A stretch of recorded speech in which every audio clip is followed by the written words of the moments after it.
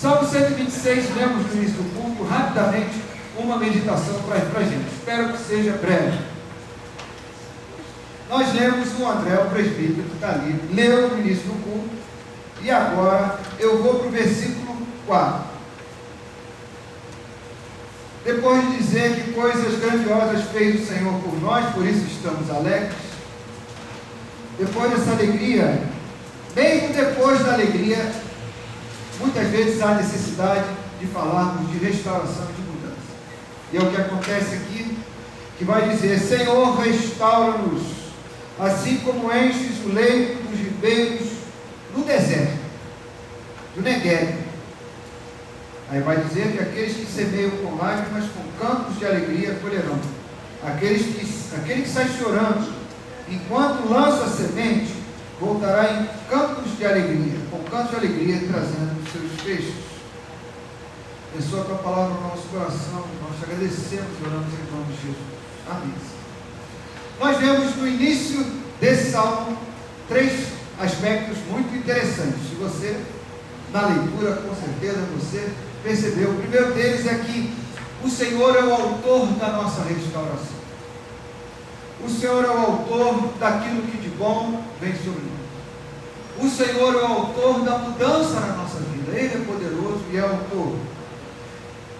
Também que a restauração que Ele traz, coloca dentro de nós vida, e uma vida na adoração.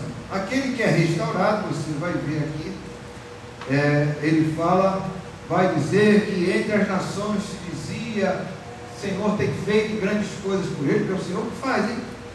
Seja grato. Você passou por uma universidade, tem a mão de Deus aí. Você passou por um INCA, tem a mão de Deus. Você está no, não esqueça mais, Fernandes Figueiredo, trabalhando com criança, que é o que você gosta. Tem a mão de Deus. Se Deus sustentou a Juliana até hoje, claro, Ele tem estado na sua vida. Ele tem estado nas nossas vidas, nos nossos momentos de aflição. O Senhor é o autor da restauração. A restauração traz vida e nos coloca numa perspectiva de adoração. O povo estava assim. Em terceiro lugar, é que essa bondade de Deus traz no nosso coração o desejo de glorificar o nome de Deus. Você vai ver aqui, versículo 3 vai dizer: sim, coisas grandiosas fez o Senhor por nós, por isso estamos alegres. E vai dizer antes que no meio das nações se dizia: grandes coisas fez o Senhor por eles. A maravilha, a bondade de Deus na sua vida. O seu testemunho vai alcançar outras pessoas. Amém, irmãos? Quantas vezes estamos passando a dificuldade, aí a gente sai, dá um pulinho para fora, a pessoa fala: graças a Deus. Graças a Deus. Você está bom, você está feliz. Mas quem é glorificado é o Senhor. Eu queria, tendo isso como pano de fundo, dizer que Deus tem para nós também tempos gloriosos. E tempos gloriosos, quando eu falo para nós, eu falo para a igreja. Para a igreja.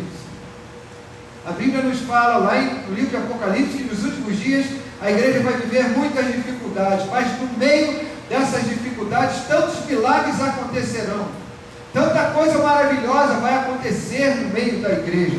E eu creio que nós viveremos, eu tenho essa convicção, que nos últimos momentos, antes de Jesus voltar, virá um avivamento sobre a face da terra. Um avivamento tremendo, que vai tomar a nossa vida.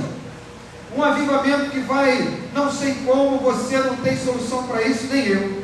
Mas vai acontecer um avivamento tal que as igrejas vão se unir. E juntamente na força do Senhor, farão proezas. Capítulo 9 de Daniel, no versículo 12, fala isso. O povo que conhece ao seu Deus se tornar forte e poderoso e fará proezas. Eu acredito nisso nos últimos dias, porque foi assim no tempo da igreja, foi assim no tempo de Pedro, no tempo de Paulo, no tempo de Estevão, no tempo de Filipe. Tantas curas, tantos milagres, tanta coisa, tantos testemunhos que acontecia na igreja. Se você ver lá no capítulo 2, versículos 42 a 47 do livro de Atos, você vê isso lá escrito. Mas a partir do versículo 4 temos o clamor, o pedido de uma alma que ora, de uma alma que está diante de Deus, pedindo mais, pedindo mais. Eu me lembro daquelas músicas antigas. Tinha uma, essa era do tempo do Isaac, que falava assim: eu quero mais de ti, Jesus. Era tipo assim, como é que é o nome disso? Era tchá. Alguém conhece isso? Ninguém conhece não. Fala assim: eu quero mais de ti, Jesus. Não conhece não, Daniel? Senhor, eu quero. Quem conhece? Senhor, eu quero mais, por mais que esteja cheio. Senhor, eu quero mais. E aquela que, quem é daquele tempo, a gente cantava as músicas, tinha os hinos, esses tinham os corinhos. Aí o pastor deixava a gente cantar os corinhos. A gente cantava assim, ó, a gente batia palma assim. Bater palma era a coisa mais assim, ousada. A gente cantava: Santo Espírito, essa aí é do tempo da Daniela, mas Daniela lembra disso. Lá do Rubi, era Rubi? Lá dos jovenzinhos batistas, eu participava lá. Então, por mais que você tenha, você precisa de mais. E a grande verdade é que às vezes a gente não sabe o quanto a gente está precisando. Mas a alma que tem comunhão com Deus sente essa necessidade. Sentindo essa necessidade, vai buscar Deus. No versículo 4 ele vai dizer: restaura, Senhor, a nossa sorte. Primeira coisa, restaura, Senhor, a nossa sorte. É o reconhecimento de, como eu já disse, tudo que pode vir de bom na nossa vida, verdadeiramente bom, vem do Senhor. Vem do Senhor. Não está na minha vontade, eu posso até desenhar um futuro para mim, mas Deus tem coisa melhor. Busque Deus, ore a Deus, não está nos livros. Em Atos capítulo 4, versículo 31, sabe o que a igreja estava vivendo? A igreja estava vivendo uma perseguição tremenda. Pedro já havia sido preso, e agora aquela coisa, o povo de Jerusalém, os judeus querendo prender a igreja, e o Império Romano bronqueado com a igreja também, aquela dificuldade. Eles oraram, capítulo 4, versículo 31 do livro de Atos, e a Bíblia fala que quando eles oraram, quando a gente ora, gente, Deus pode revelar alguma coisa na nossa vida. Deus pode fazer algo novo no nosso coração. Estávamos conversando hoje, né, Cláudio? Lá. Não deixe de crer na oração, porque Deus gosta de responder a oração.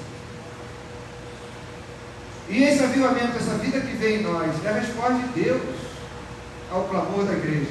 A Bíblia fala que eles estavam reunidos. Tendo eles orado, tremeu o lugar onde estavam reunidos. Ninguém esperava isso. Tremeu. A gente está tudo tão, às vezes está tudo tão quieto, tão parado, a gente não quer. Mas a gente pode orar e Deus pode fazer as coisas balançarem para a glória do nome dele. E o primeiro que balança na oração é aquele que ora. O primeiro beneficiado na oração é aquele que ora. Então, primeira coisa é que precisamos de avivamento, precisamos, sim, e precisamos de avivamento como resposta de Deus à nossa oração. Você ora, você gosta de orar? O verdadeiro avivamento está fora do nosso controle. A verdadeira vida de Deus está fora do nosso controle. Mas uma coisa nós podemos fazer: orar. Em segundo lugar, é que vem essa água que vem, essa água de avivamento, a água que traz vida, ela vem como uma enchente. A Bíblia fala como as torrentes, é uma palavra que a gente usa pouco no dia a dia, como as torrentes do Negueb. É uma coisa repentina, porque é muito interessante aquele deserto. Chove em outro lugar, mas a água chega no deserto.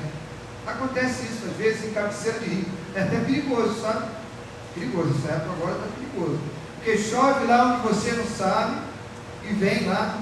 Então, ele está pedindo: Senhor, traz sobre nós uma vida, e Jesus é a água da vida, traz sobre nós essa água, e sabemos que essa água, quando vem, é uma água que vai nos surpreender, de forma que é surpreendente. Deus nos surpreende. Quando você ora, Deus pode surpreender você. Tem coisa mais maravilhosa do que fazer o que aquele hino diz. Quando tudo perante o Senhor estiver, quem é desse tempo? E todo o teu ser Ele controlar, só então hás de ver que o Senhor tem poder, quando tudo deixares no altar. Coisa maravilhosa, deixa no altar, que Deus surpreende você. Segunda coisa é isso, mas a terceira coisa é que é Negueb, minha gente. Negueb é deserto. Deserto precisa de muitas coisas, mas a coisa principal é água. Eu preciso de água. O deserto precisa de água. Eu preciso da água da vida. Eu preciso do Senhor. Eu preciso da presença de Deus em mim. Como a corça suspira pelas correntes das águas, assim por ti, ó Deus, suspira a minha alma. A nossa alma tem sede de Deus. E Deus é aquele que vai nos suprir. Vai suprir essa sede profunda do nosso coração. Negueb quer dizer, sabe o que? Seco. E às vezes a gente é Negueb, ou não é? Às vezes a gente é. E às vezes o que a gente tem que fazer é orar, chegar diante de Deus e falar: Senhor, me surpreende, faz com que esse Negueb se torne como as campinas de Moabe. Há poucas fontes, lá nenhum sinal de rios. O que o deserto precisa de água, você precisa de água. E o avivamento é o caminho que você tem que trilhar. O avivamento, buscar o Senhor. Em outro lugar, também diz, em quarto lugar, vai dizer que também isso que nós pedimos, isso que queremos receber de Deus, no nosso benefício da obra do Senhor, é uma questão profética aqui. Porque fala assim: os que com lágrimas semeiam, e vai sair lá no versículo 6 também, quem sai andando e chorando enquanto semeia. Semear com lágrima. Quem vai no interior sabe disso. E eu morei no interior, morei na Bahia. Eu olhava assim, via aquele trator trabalhando. Quem é do Nordeste aí, gente? Quem vê isso aí? Trator trabalhando. Aí o trator trabalhava. Aí você vê aquela poeira, estava fazendo a oração. Depois vinha com o trator, com uma grade, tipo uma grade atrás, quebrando o torrão.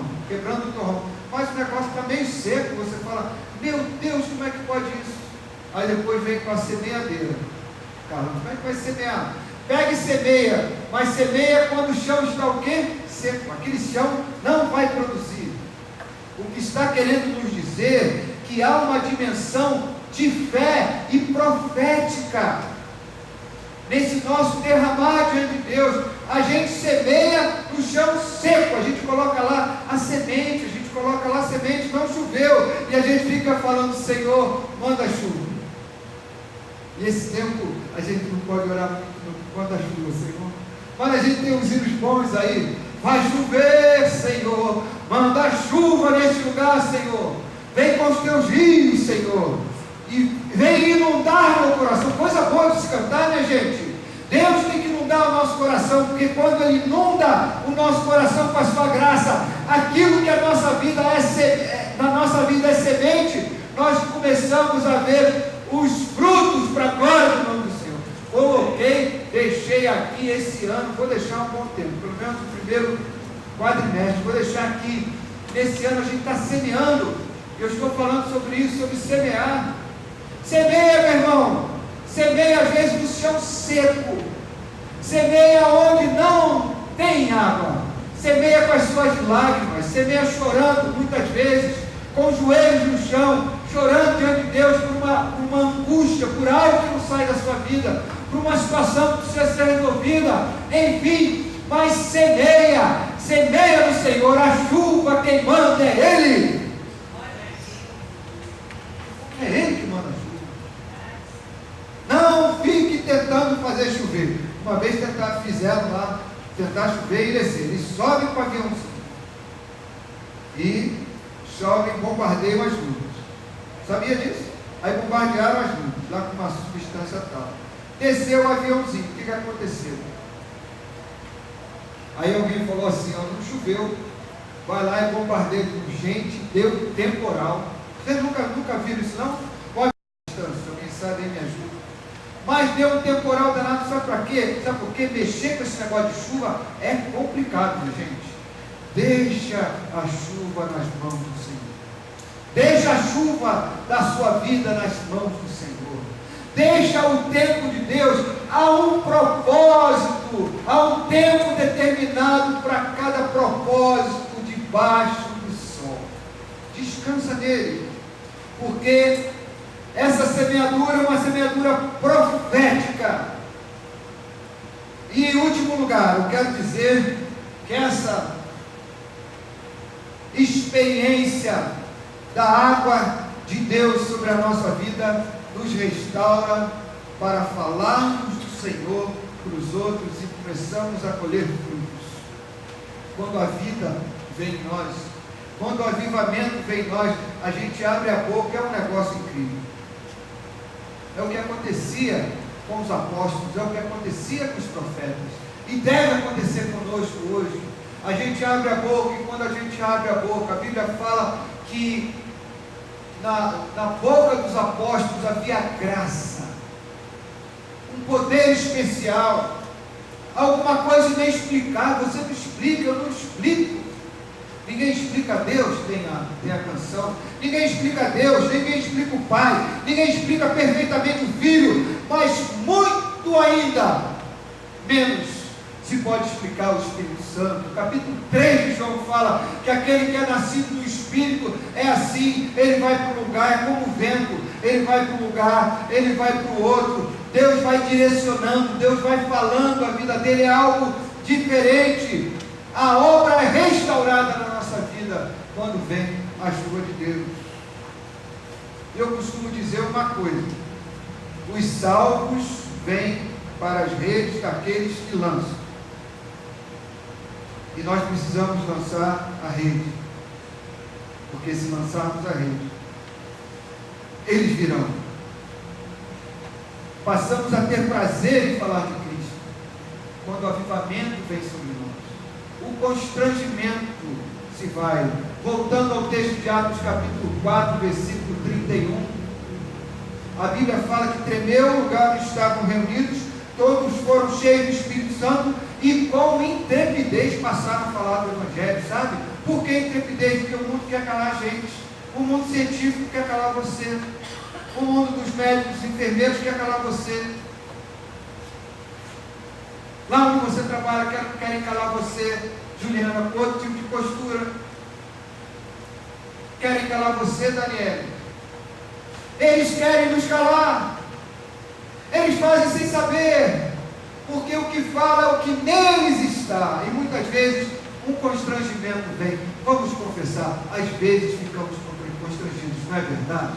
É verdade, minha gente, às vezes ficamos constrangidos, mas nesse tempo, no tempo em que a vida de Deus toma a nossa vida, o tempo em que Deus entra no nosso Negueb e faz com que a água venha, o tempo em que a surpresa começa a acontecer, o tempo em que somos surpreendidos, o tempo que começamos a semear profeticamente, esse tempo é um tempo que nós passamos a ter intrepidez.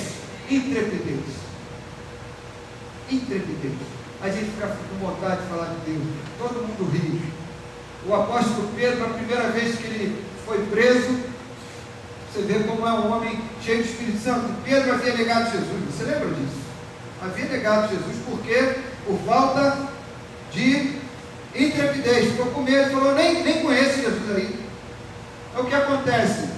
Ele foi preso a primeira vez, na segunda vez ele foi preso, na terceira ele tomou uma pisa. Já tem essa palavra aí? A minha mãe falava, aliás, quem falava era minha avó Hilda, uma mulatona forte assim, menina, eu vou te dar uma pisa. Bateram em Pedro. Gabriel já tomou uma pisa? Não, você não tomou. Pegaram o apóstolo Pedro, deram uma surra nele. Falaram assim, olha, vamos dar uma surra nesse sujeito, que depois de dar uma surra, ele vai ficar quietinho, vai ficar que nem menino acuado. Sabe o que a palavra de Deus diz? Depois de apanhar, ele saiu da presença do Sinédrio, saiu glorificando a Deus por ter a oportunidade para sofrer por Cristo. Quem é que pode fazer isso?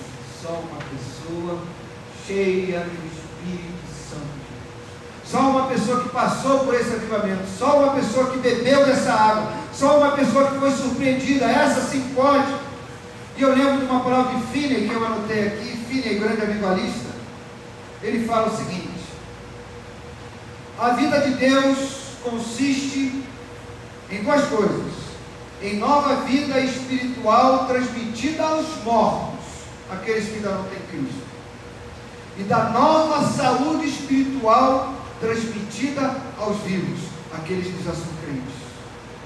Todos os ministros, aí vamos nós, devem ser ministros de vida, ministros de avivamento, e toda pregação deve ser pregação de avivamento, porque não há coisa melhor do que estar cheio da vida de Deus. Orando, buscando, aguardando, esperando a surpresa de Deus. O avivamento vem como resposta de Deus ao nosso clamor. E Deus nos surpreende com o melhor em nossas vidas. E o melhor é Ele mesmo. É urgente, é questão de vida ou de morte. É questão de Negueb, é questão de deserto. Nasce de uma postura profética que o Senhor começa a semear no nosso coração, e nós passamos a dizer e a semear como Ele quer. Faz da igreja uma igreja atraente, relevante, amorosa e missionária. Essas últimas palavras são palavras do reverendo Hernandes Dias Lopes, e com todo prazer eu cito. Busque a Deus nesse ano de 2019. Busque a graça de Deus. Busque ser mais cheio de Deus. Busque ler a sua Bíblia, meu querido. Busque dar testemunho no seu trabalho. Eu sou um excelente funcionário. Tem gente que é assim, gente boa. Sou excelente funcionário e tal, não falo mal do Evangelho. O meu testemunho é pelo meu procedimento. Graças a Deus pelo seu procedimento. Graças a Deus, porque o procedimento não é a finalidade de Deus na sua vida, o seu procedimento. O seu procedimento é o que dá a você autoridade para fazer o que Deus quer que você faça. Deus quer que você fale. Deus quer que você fale. Eu sou um garoto bom, eu sou um bom empregado, eu sou assim, estou 100%. Que maravilha. Então começa a falar. Começa a falar de Jesus. E quanto mais você fala, você vai ver. Você vai falando dele, você vai se enchendo.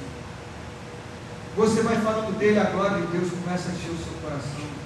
Você dá um testemunho a alguém, você é até mal visto, mal interpretado, mas você sai dali, você sai com uma coisa gostosa no coração. Sabe o que é isso? É testificação do Espírito Santo de Deus. O Espírito Santo vai enchendo, vai enchendo, vai enchendo, e dos seus lábios, meu querido, vão fluir rios de água viva. A água que entrou em você é a água que você tem para dar para os outros. Deus abençoe sua vida, meu querido. É isso que o Senhor gostaria que você lembrasse ou que soubesse. Vamos ficar de pé, em nome de Jesus.